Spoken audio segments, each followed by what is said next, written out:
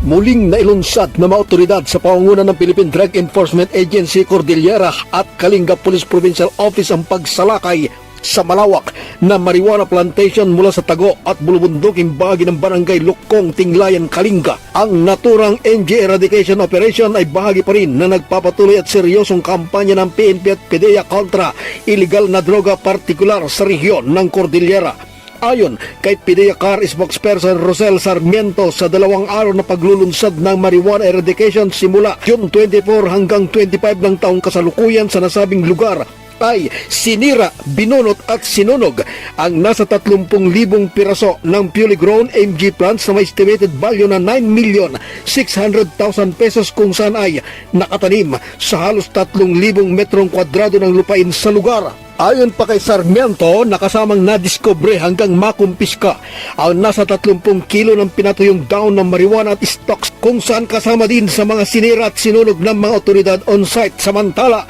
bigong makaaresto ang mga operatiba ng mga cultivators matapos wala silang naabutang sinuman na pwedeng kasuhan sa paglabag ng RA 9165 o Comprehensive Drug Act of 2002.